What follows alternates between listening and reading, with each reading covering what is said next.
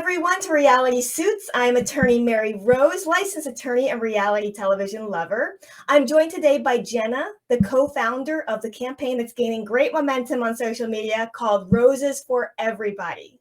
I just want to turn it over to my guest first. Jenna, could you walk us through the origins of your campaign? Maybe how you came up with the name, how you got started, and also talk about the 5 demands that you're making as part of the campaign? Yeah, thank you so much for having me. I'm so happy to be here.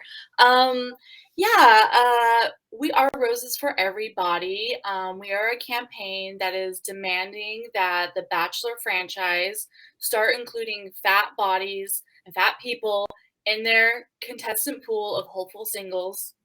And yeah, I mean, that's pretty it sounds so simple in some ways, but it's a big campaign and a big undertaking.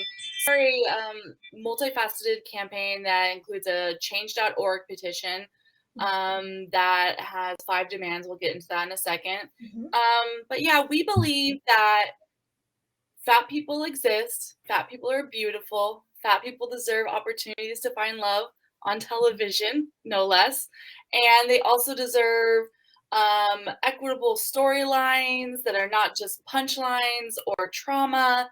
And we also believe that fat people deserve social capital, an opportunity to be influencers, like many of the other thinner counterparts in our society and on reality television. We created the campaign. We started working on the campaign about 4 months ago, and we just launched on July 11th, during the premiere of the most recent season of The Bachelorette. And we came together because we are all fans of watching The Bachelor and The Bachelorette. It is a trashy reality television show. It's messy, it's dramatic, but it's also just such a cornerstone of our, media culture. It's been on 20 years, and it is a show that you can talk to anybody about. It's very relatable. It's very accessible.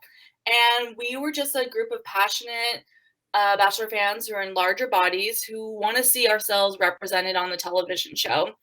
And we came up with the name because we do truly believe that roses are for everybody. And we wanted to make sure there was a space between the two words because it is. It's not just for everybody around here, everybody. So whether you're small, large, somewhere in between, you deserve this opportunity. That's wonderful. That is very powerful, that message. And it's very impressive that you've gained such momentum in such a short amount of time, and have gotten support from some of the individuals that you have. Would you care to go deeper into the 5 demands? Because I think that's one thing that struck me when I read through your petition was you actually had the forethought to list out some very well thought out demands. Mm-hmm. Certainly, we did. We just spent a lot of time thinking about what would this look like. Sure, we want fat individuals on the show, but we know that the show and other reality shows have so many internal issues of how they represent people, especially people in marginalized communities on their shows. So we really took time to think about how will that actually work, need to work. So yeah, we have 5 demands, and the first one is that we are demanding that the Bachelor franchise and the producers, Mike Fleiss, Robert Mills, the executive producers, cast a minimum of 5 diverse fat people per season of the show. What that means is that a diverse body types, not just size 12s, but larger sizes as well. We also are very clear when we say a minimum of 5 because we also do not want there to be just one person who is cast and then tokenized as the only larger bodied person on the show. That will isolate the person and ostracize the person and again tokenize them. Also, when we say diverse bodies, we mean diverse as in not just 5 white fat individuals. If that is what happens, that's not considered a success, in our opinion. Number 2 is to give equitable non-identity screen time to these individuals. And what we mean by that is that their screen time on the show does not just reflect the fact that they are in a larger body. If any of the cast members who have been cast who are in larger bodies want to speak about their experience about being fat in society, we are here for that. But we want their storyline on the show to represent the multifaceted aspects of people who live in larger bodies. Let's see here. Number 3 is to choose leads that say that they will date larger bodies. We have had leads in the past who have said that they like to date diverse body types, and the show has refused to then put those people in the casting pool. And we can get into that a little bit later. So we are demanding that they cast leads that are open to dating diverse fat bodies. Number 4 is to provide support to the fat contestants on the show.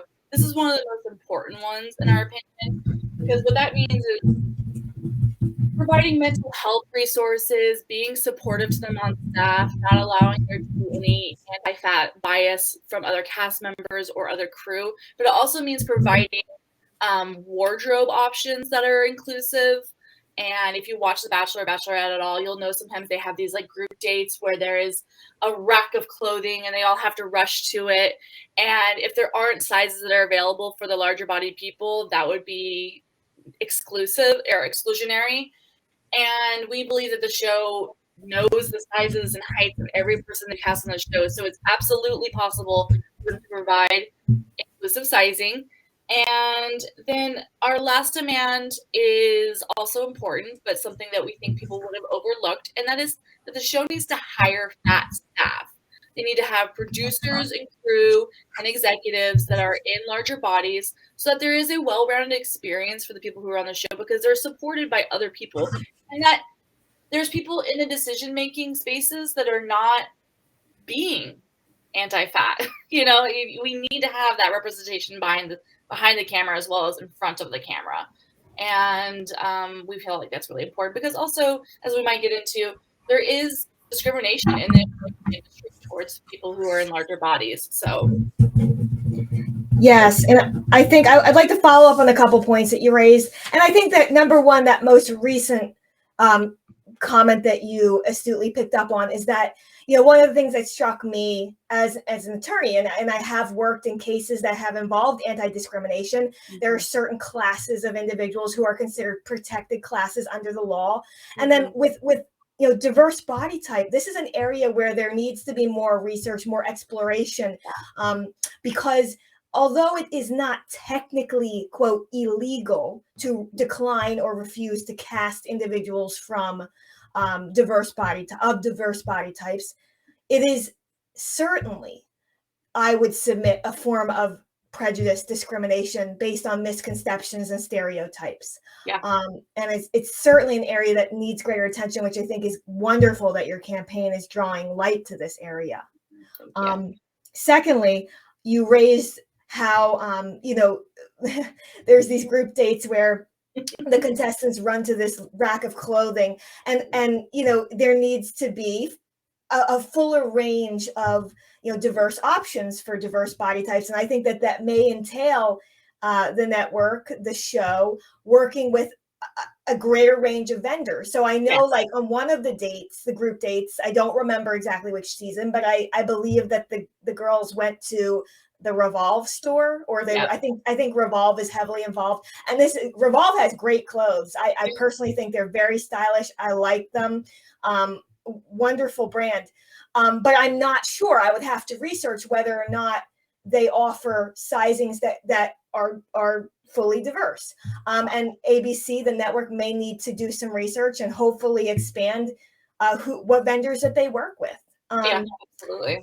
And then the final point that I think was really interesting is that your campaign, you have done your research and you've noted that there are only about two documented self-identified plus size contestants who have been cast within the Bachelor franchise. And, you pointed out that they both went home night one. So can you talk to me about, your observations and the research that you did and how you came to realize that? Yeah. When we started this project, we've all been watching the show for many years, and we have eyes, and we've seen that there's obviously no fat bodies that have been on the show, right? We're all like, yeah, it's never been done. But then when you look a little further, and when you do start Googling and researching it, you realize that that's not quite the truth. And in fact, it almost makes it worse once you realize what is actually happening. And so the stats are, if you haven't seen our Instagram, is in the 20 years it's just been on, 44 seasons combined, over 1,142 individuals cast. Only 2 of them have been self-identified and documented as plus size in the show. And they both went home night one, as you said. That's stunning. Yeah. It's truly, so it's almost like more offensive in a way, because they're like, oh yeah, we'll maybe give you a little bit, but we're not going to, because we're going to give them this night one edit and just send them on the way. The first individual was somebody named Stanley. She was on the 2015 season, Chris Soules. She was on her little chyron of what her job was plus size model, and they gave her 40 seconds of airtime on the show. I counted, I watched. And in the 40 seconds of airtime we get, there's a conversation we are shown between her and the lead, Chris Soules. And they are talking about how he likes to farm meat and cook good meat. And she says, that's wonderful. I have to eat really well in order to keep my job as a plus size model. That is a choice that the show made to show us that as the only time we see Bo speak. And then they send her home. It's really quite absurd. And then with the second individual, Brian Witzman, he was in Michelle Young's season just here in 2022 or 2021 rather. He was given even less screen time. He got a walk out of the limo, said hello to Michelle, and then we never see the man again. What I found also interesting, though, is that, again, the show made a lot of choices with Brian. Every season, they give a little cast bio for the individuals who are entering in the show, and his was made sure to mention that he is a jock, but he's not like normal jocks because he likes to eat. They say like he eats his way around, like he goes to all these mini restaurants. So they made it sound like flourishy, but it was like, again, still wanted us to know that this man eats. Right. Whereas other contestants who are not of that body type are having those little introductory videos that show like their families or the things that they like to do, in their free time. That it's not so focused on one specific aspect. Yes. So. Yeah. No, I like what you said, and I love the way that you incorporated it into your 5 demands, meaningful storylines, meaningful screen time. One thing I wanted to ask you is, so something that struck me is I recently read Rachel Lindsay's most recent book, and she was just very open, very candid in her book about how she was upset because she did feel to a certain extent that, I don't want to say it in a harsh way, but she had felt that perhaps the show was enjoying the marketing aspects of casting the first female Black bachelorette, but that the show did have reason to know that certain contestants that they cast for her might not be interested or willing to actually date a Black woman. She references in her book that the show does do social media background checks. They certainly did one on her, and that there was reason to know, and she felt disappointed that certain individuals were cast and took up those spots.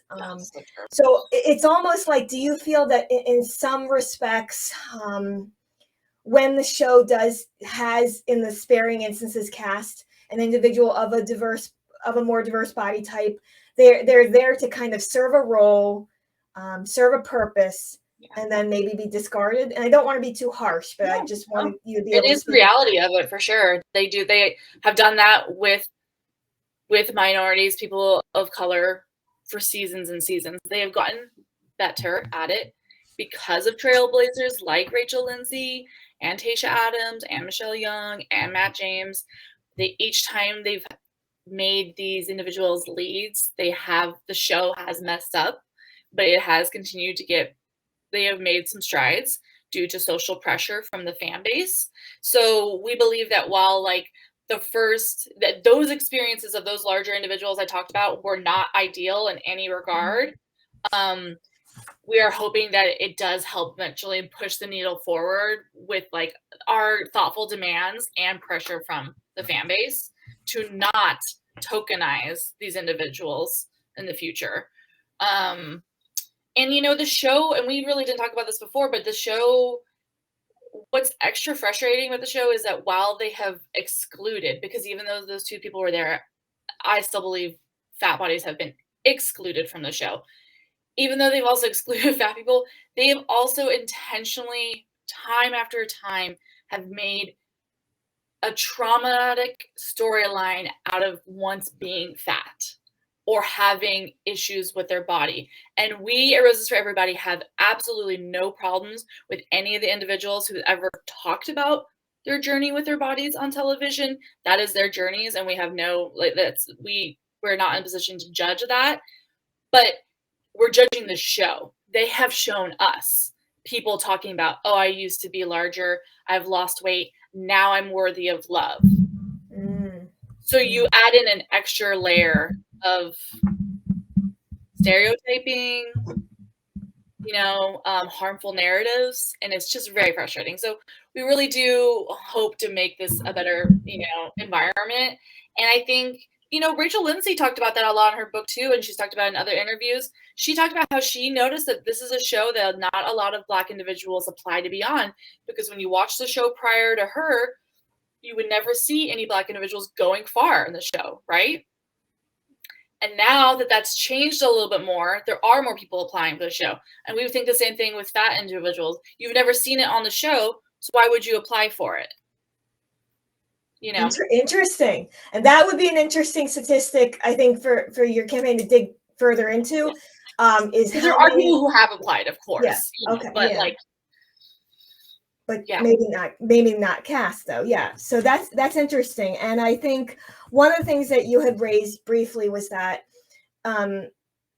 there may have been some leads in the past who had expressed openness and willingness to date individuals of a diverse body type, but that the show unfortunately may not have adhered to that preference.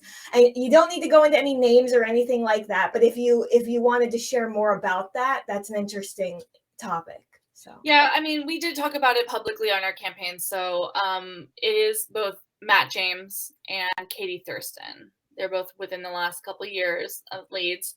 Matt James, on his first interview as the new Bachelor on Good Morning America in June of 2020, said that he is looking for a woman who embodies compassion and kindness and a couple other really beautiful things. And he said, fortunately for me, I know that you can find those qualities in women of all shapes and sizes and races. And I hope that when I see people coming out of the limo, they will be reflective of that. And the show did not provide that. It's very mind-boggling to me. And then Katie Thurston has gone on record recently to say that she specifically asked the casting producers to give her diverse bodies because she dates diverse bodies. Her ex was in a larger body, and she that is a preference of hers, and they did not provide her with those options. So it is quite absurd that the show has ignored at least those two leads' preferences. We believe there probably are other leads who have it, but they just haven't been on the record for it. Unfortunately.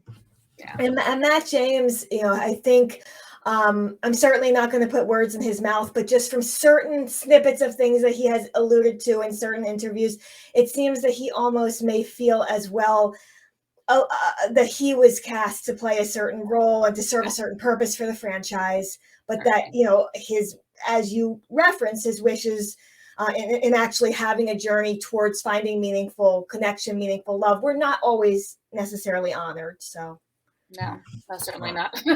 Yeah. But, you know, the show, again, has made mistakes in a lot of different areas, but it also is, again, such an accessible show and is often the only time a lot of people see diverse people in their television screens. You know, like, yeah, I think it was Rachel and other people have said that. Like, yeah, like this might be the only time they see a Black man dating women in in their living rooms, you know? So it's important. Representation matters, and it matters for everybody. And it really does make a difference. And so the show needs to be inclusive. now it's interesting because, how do I phrase this? So it seems that there is still a great deal of resistance from the show to casting diverse body types. My thought, just as a common sense, logical matter, is that it could actually be very good for ratings and very good for the show to do so. They would appeal to, in my view, a much larger audience because they would appeal to individuals who are looking to watch people who are representative of themselves. So I don't want to appear ignorant, but I am somewhat confused as to why do you still feel there is so much resistance to it? Do you think they fear that they will lose ratings from their core Bachelor Nation, or what do you think on that? Yeah, I think it's a combination of a couple things. We've also said that it really is kind of mind-boggling that they haven't done this because it would absolutely increase viewership. And from a purely capitalistic standpoint, I just don't understand just from that alone. But I think it is a combination of just genuine anti-fat bias within the higher up executives. And there is a risk, I suppose, of losing some of their older core viewership. But they've already been losing those people because when they let go Chris Harrison for his racism scandal, when they've done other things to make the show more progressive, there are times where there are people who are like, I'm not watching the show anymore. This is just too woke for me.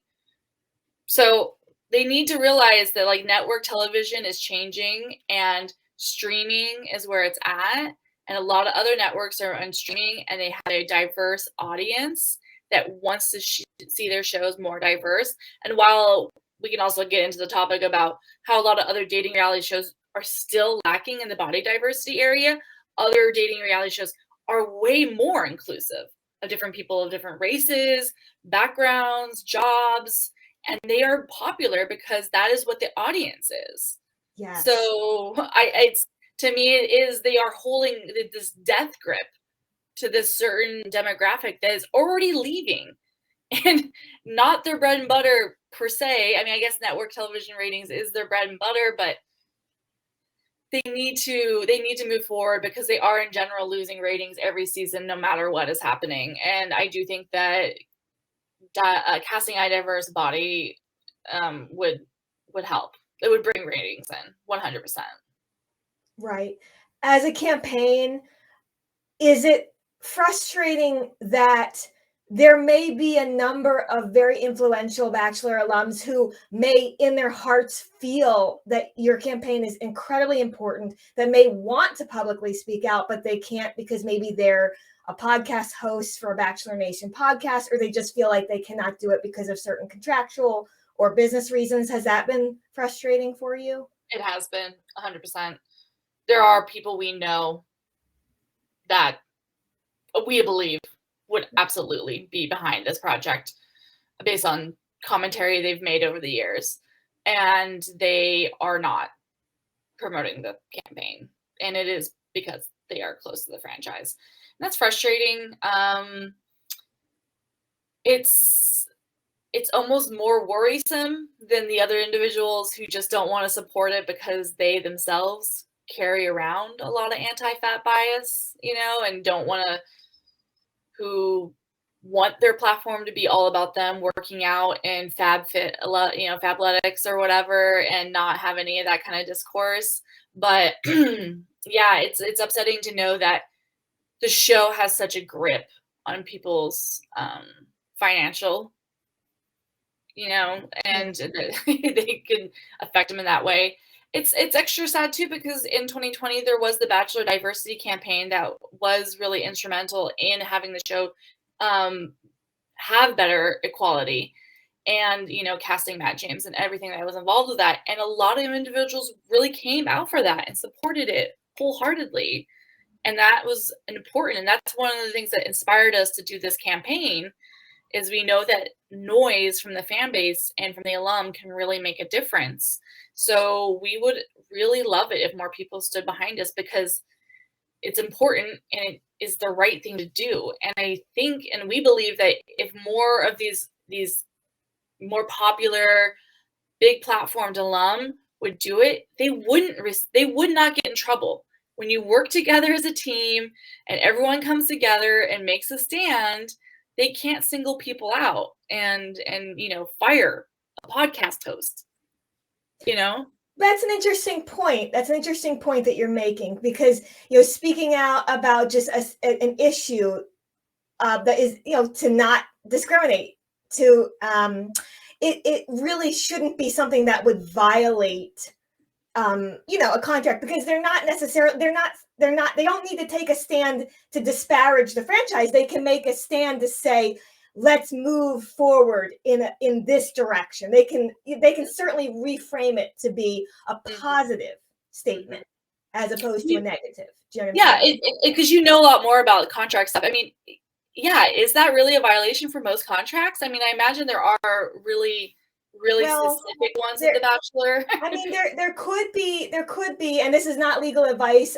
This is just me just saying for informational purposes, that sometimes in contracts there are like anti-disparagement clauses, or clauses that indicate that you should, if you have a relationship with this particular a contractual relationship with this particular entity, that you would not say something publicly that could disparage them or have negative impact on them. Maybe that's their fear, is that if they do have something in their contract of that nature, maybe they're fearful that this would be misinterpreted by the masses as them criticizing the franchise, for maybe not doing enough. But what I think that maybe a way to reframe it is for them to say, we're not criticizing the franchise. We're very grateful for what the franchise has done for us. The franchise has many great points. They've made many great strides, but we do see an area that is underserved and that is underrepresented. And so we're simply advocating on behalf of that underserved population that is representative of a great amount of people in the overall population. So they could rephrase it if I were in their shoes, I would rephrase it in a way that we're trying to help the franchise. We want the franchise to continue to succeed. We want the franchise to continue to evolve with the climate of the times. We want the franchise to stay timely. Certainly. That is one of our goals too. We like the show despite all the problems, So we want it to stay around and we want it to be fun. Yes. And the idea that having fat bodies on the show would somehow make it not fun is beyond me, Right. And that is one thing I will say that I've noticed that some reality television stars, when they are faced with that where they have to toe that line, where there may be something about the particular franchise that they are part of that they wish were different. I have seen a very specific one I'll mention is I've seen Wes Bergman. He's part of, and he got his start on MTV's The Real World Austin. He just recently won the most recent season 3 of All Stars of the Challenge on Paramount Plus. He has long-standing history with MTV and that franchise, but there have been things that he has expressed that I want to offer my constructive criticism with love to the franchise, because I want the franchise to succeed. I want them to do things in my view, that would make them more successful. Mhm. So that's how he has astutely phrased things. He's very intelligent. I love that. I'm gonna have to follow him and learn a little bit about his strategy, because I agree. Yeah, that's such a beautiful way of putting it, because I think that at the core that is what it is. I mean, a lot of the alum that have been on the show are also fans of it, you know, and Absolutely. if the show's successful, they are successful. It is all connected. So if, you know, the show continues to be in its number one slot, then these podcasts, these spin-off shows, all of that benefits from it. To your knowledge, has the show, because we will give them credit, we know that they have done more and made more efforts to cast from a more diverse, a pool of more diverse candidates. Do you know if they have made some strides in having more racially diverse producers and executives and individuals who work behind the scenes as well? Yeah, I would love to know details, but we do know that they did hire a executive producer that is a Black woman in 2021, and she has been on for the last about 4 or 5 seasons. So, and I would say, again, not perfect by a long shot, but I do think you can see the difference That's from good. for her. But yeah, and we know that there are like on-set production that is diverse to an extent. We've heard interviews from like Tasha and Rachel about them having personal producers that were Black and how much that helped them. So that's why our fifth demand is that, because there needs to be that representation, you know, present. Right. And we certainly want to give, credit to the alum who have supported your campaign. Like I, for example, saw on Caitlin Bristow's story, she posted your reel. And she said, I think this is important. And she is someone that is extremely, like, I consider her, because I love her, I consider her the queen of Bachelor Nation. So yeah, she's certainly someone who's very much has been intertwined with the franchise. She's no longer hosting, but she is very much involved. From the career opportunities that she has gotten, and I think that's great that she supports. I also saw that Sarah Herron, who was on, I believe, Sean Lowe's season. She has a physical disability that she was very open about on the show. And she posted one of your reels on her story on Instagram. And that just as a brief aside, that disability status is also an area of diversity that I personally feel that the show could do better at representing. 100%. And many times when they have had some cast member who has a physical disability, again, they've only put one on, like they've tokenized the individual, and it's really upsetting. And again, because I loved Sean Lowe's season, and again, Sarah's scenes for the most part were about the fact that she had one arm and her living with one arm. They even chose the date for her to be, I think it was like zip lining, something that or something like that, where I'm sorry, no, she told a story about how when she was younger, she wanted to zip line, and she had a sad experience because she wasn't they wouldn't let her zip line. So The Bachelor then made her one-on-one date with Sean be something where they had to be strapped up and I guess dropped from somewhere. It was something that was reminiscent to the ziplining experience. So it did seem to me almost like to elicit that story again from her about her physical disability. I think that there is much more to improve on in terms of representation of disabled individuals on the show. Certainly. In Matt James' season, we had Abigail Herring, who was part of the Hard of Hearing community, and her storyline was better. Yes, I would say it was. Again, still a lot of room for improvement, but it's just another example where the show is learning once it's forced to.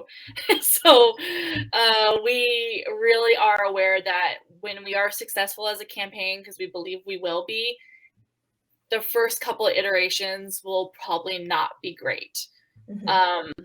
but that is still part of progress, you know. And I think I didn't answer this question to you earlier when you asked like kind of what really like pushed this forward.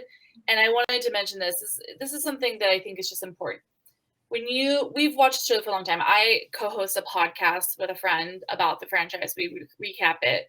And we have had people ask me and my co-host often, like, do you think the show will ever have a fat lead?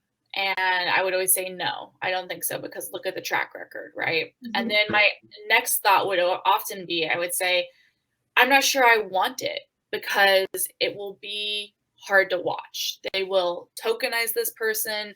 They will make fun of them in some regard. There will be a lot of hate from the fan base. Not all, but like there will be loud or harmful. And I'm not sure I'm ready to watch that. And as I kept saying that over the years, it stopped feeling good to say. And I had a big realization this last year where I just was like, I am tired of saying that. And it's not just me, there's other people who have said that in other podcasts and other articles. It would just be too hard.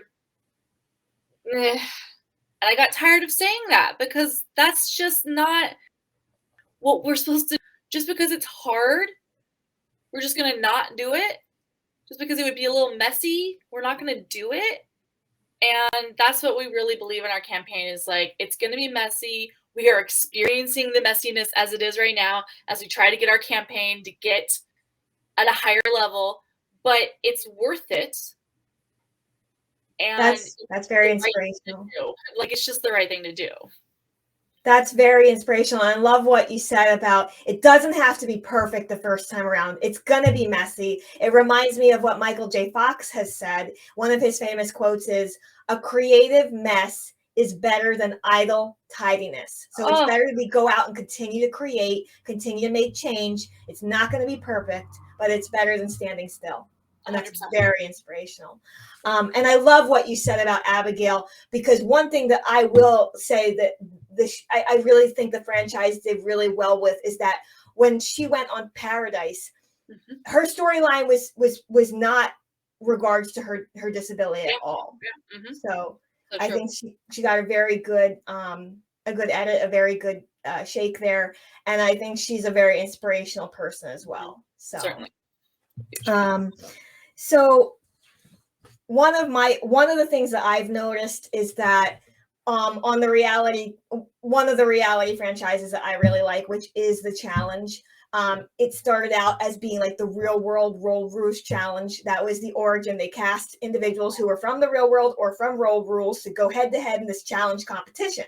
And back in the day, when they were casting for the real world, they were not casting for perfect body types. They wanted it to represent, the real world. So I love the fact that the earlier casting on that was not a singular body type. So when they were drawing to those earlier challenges, the pool of contestants was not necessarily a singular body type. Now, granted, of late, it has shifted, more towards having a singular body type. Most particularly, if you look at the cast of the brand new CBS US Challenge, where they're casting from Love Island, Survivor, Big Brother.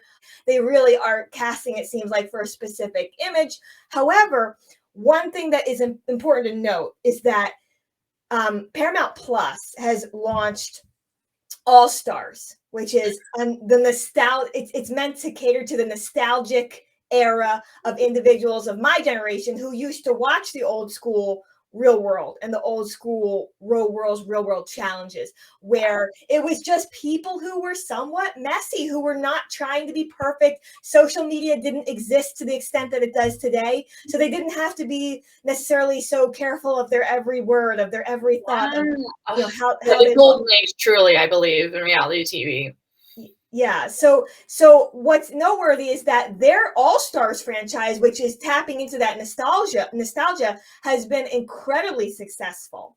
And so I think that might be a case in point that could be raised, to the network or to the show of the Bachelor franchise, is that there are people, a large group of people, who want that. We want to see more representative folks who represent the overall population, and you can still be successful doing that. So that was just my 2 cents. No, I believe that. I agree. I mean, I do think that the Bachelor franchise used to be a little bit more of that too. I mean, it was always the same body style, right? But the earlier seasons were more messy. The individuals were less focused on their Instagram platform and more focused on being messy in the show. And now it's a lot more calculated to come off as a certain archetype on the franchise. Are you a villain? Are you the good girl? Are you the colorful narrator? You know, these are all like different types of people you can be on the show. And the show has become more stale in that regard. And I think it really would benefit from kind of going back to a more kind of authentic casting pool to the best that they can, considering the Instagram world we're living in. But it's incorrect to assume that there aren't fat Instagram models and influencers out there who would be wonderful on the show. There are, and they have great personality, wonderful things to bring to the show. And a kind of a joke we have within our campaign is that we would know that we are successful in making the fat contestants just a part of the ecosystem if we got a fat villain. If we have a fat villain on the show, we would be like, we did it.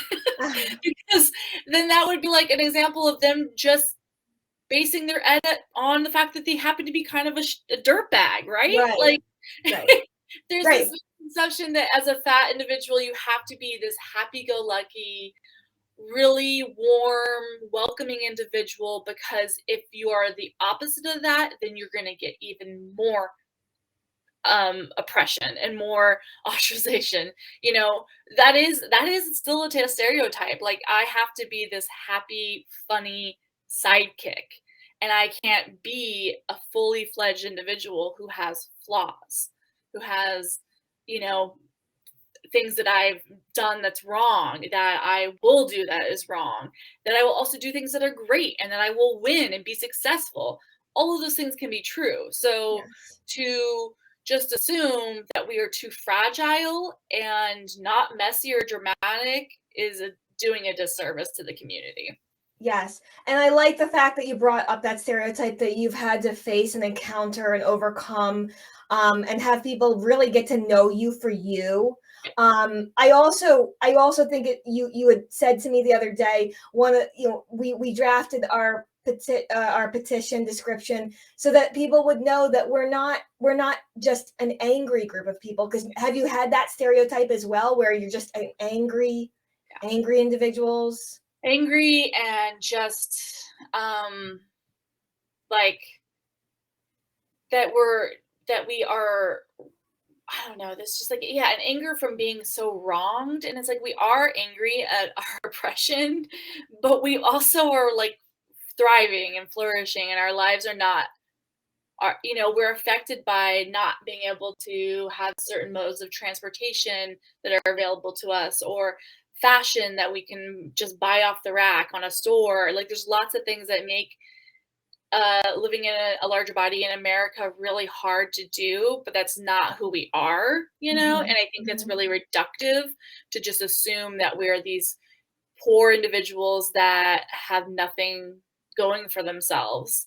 And again, there's this narrative some people have who love the campaign idea. They'll say, I love this and I think this is great, but don't you think it would just be really it would be really hard and you would just get bullied, and like, why would you put yourself in this position? Why would you go on the show and have all of this negative attention? And I just kind of am like, why are you assuming that I can't handle that?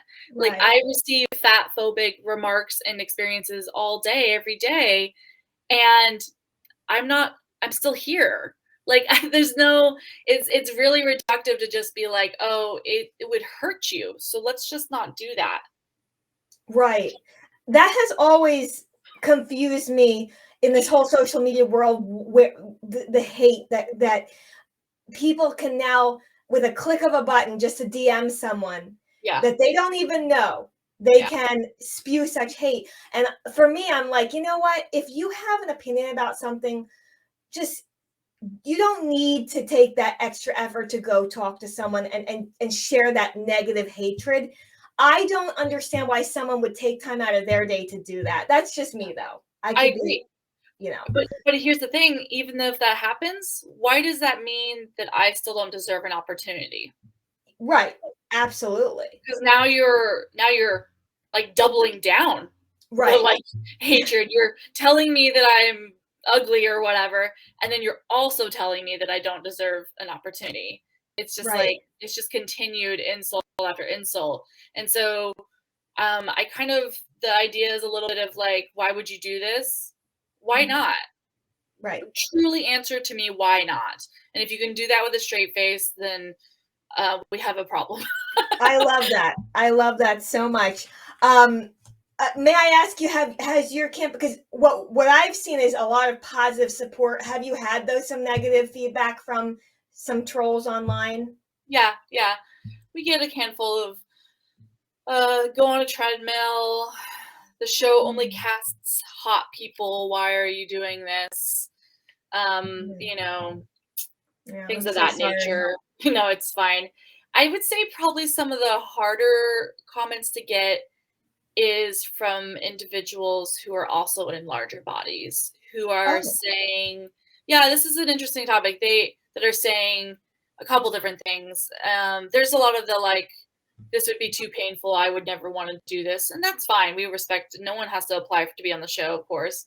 mhm. But the thing that's also hard is getting feedback from certain fat individuals who tell us that we can't use the word fat, and it's been a hard discussion because we understand there's a lot of stigma around that word. Clearly, there is.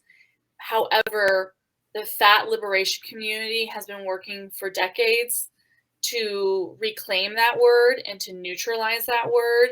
And we would just recommend people check out resources that help you understand if you're having trouble with that word. And again, that's fine if you are because it has been used in a negative connotation for so long, is to look for content that just talks about body neutrality and fat neutrality and the Mhm. fact that it's a descriptive word, it's a neutral word, and that we should be using it in those fashions and or in a positive manner. And we just strongly believe that we wanted to come to this campaign to fight them for the most marginalized communities. It would be one thing if we were like, hey, The Bachelor, could you maybe cast like a size 10? Like that, because people have said that. Why don't we just get more normal bodies? First of all, what's normal? You are again subscribing a normality to a certain body style, right? Normal means everyone.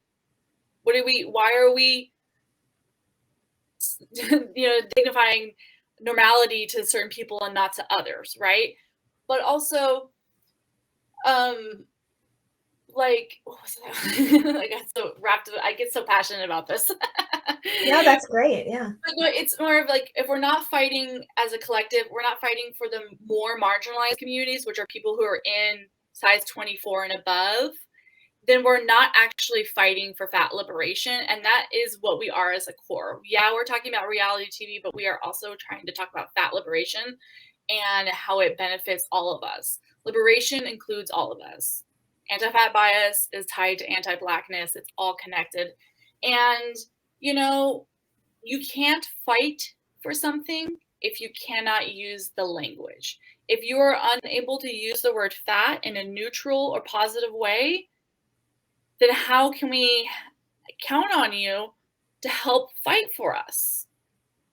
It's really as simple as that. You don't have to use the word yourself about yourself if you're uncomfortable with that, but we would highly recommend people be okay with the fact that as a group, we are using it to represent and speak for the fight that's happening. Okay, that's very. See, I like listening to this because this helps educate me as well. That Yeah. was. I love how you talked about the neutrality of the word because yes, sometimes from a common parlance, we shy away from certain words. Mhm. But I love how you said, well, we're really trying to broaden the understanding of it to not identify it as a negative word or a Yeah, negative term. That's it's great. not. It's used to get as that to harm people. So, let's try to work towards neutralizing it. And again, if you don't feel comfortable using it, we still recommend you check out our campaign and understand what we're doing as a greater whole, and that it is important, and that, we're using a lot of this language intentionally. Okay. All right. And one of the topics that when you were explaining that I wanted to raise is that I've encountered in the legal world that the way that certain actions or statements are interpreted can differ based off of the characteristics of the speaker. So for example, I have attended a number of different CLEs because within my state, there is a requirement, a newer requirement. I believe it was in 2020, the Supreme Court in our state required attorneys to take additional CLEs for diversity and inclusion topics, which I think is super important. So in going to that additional learning, it's openly shared and talked about how, if for example, a white male attorney is strong on behalf of his client and takes a strong position, is not willing to budge, is a boisterous in court, then he's viewed as a hero.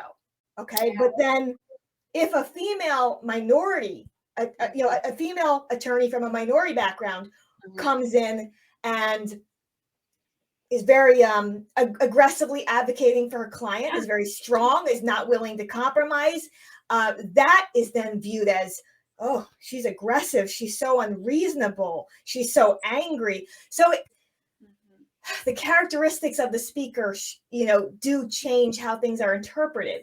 So it makes, and I think Rachel Lindsay has even spoken out about it as well, is that she has to be very careful when she speaks, as a Black woman, not to come across as angry, because she doesn't want to feed into that stereotype. And I as well, as a female attorney coming from a minority background, I have experienced that disparate interpretation, that disparate treatment, where I just have to be very careful that if I'm strongly advocating, I do so in a way that comes across as making sure I'm not viewed as angry or unreasonable, because those are the words that are thrown upon, certain individuals from certain groups, unfortunately, when it's the same actions or the same statement or same tenor as someone from a different gender or race or background. So that's just my 2 cents. And I love the fact, when I was very struck by your campaign, it really hit my heart, because I'm like, this is an area where there is so much overlap between what y'all are trying to do and what my channel's mission is to do, is to help educate individuals about the legal system and issues that are real in the legal system. And I've found that the best way to do that is to make it relatable by overlapping it with my passion for reality television. Because I think that then helps individuals be entertained by it and find it, fun and funny. But I will say, my channel, I want to go deep on my channel. I want to help address issues in society that definitely need to be addressed.